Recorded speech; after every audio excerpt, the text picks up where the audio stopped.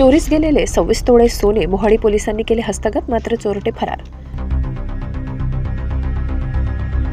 लग्न समारंभातून नवरीचे सोन्याचे दागिने चोरट्यांनी लंपास केल्याची घटना उघडकीस आल्यानंतर पोलिसांनी मध्य प्रदेशातून संबंधित चोरीचा उलगडा केलाय। धुळे शहरातील कृष्णा रिसॉर्ट येथे 2 डिसेंबर रोजी झालेल्या लग्न समारंभात 26 तोळे सोने आणि रोख रक्कम चोरीस गेल्याची घटना उघडकीस आली होती।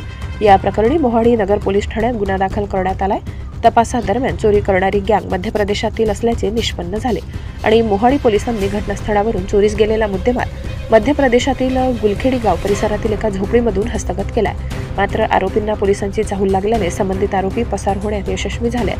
कृष्णा रिसॉर्टमधील कार्यक्रम सुरू असताना नवरीचे आणि कुटुंबातील सदस्यांचे दागिने, रोख रक्कम आणि मोबाईल असा एकूण 15,98,000 रुपयांचा ऐवज चोरीस गेला होता।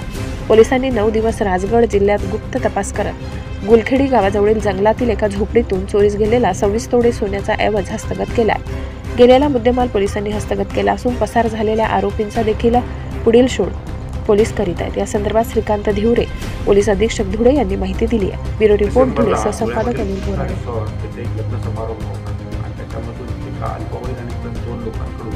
मोठ्या प्रमाणामध्ये जवळजवळ 26 तोळे सोनं, त्यामध्ये नेकलेस, सोन्याची काप, बांगड्या, चेन, टॉप्स आणि रोख रक्कम अशी इतकी मोठ्या प्रमाणामध्ये चोरी केली। त्या अनुषंगाने तपास केला असता ही सर्व जी गँग आहे ही मध्य प्रदेश राजगडमधील मोडा पोलीस स्टेशन अंतर्गत सासेकरी आणि गुलखेडी येथील हे लोक आहेत। त्यांच्या आरोपीचे नाव आहे गौरव बबलू सासी, सावंत सासी, गालू सासी आणि बबलू सिसोदिया।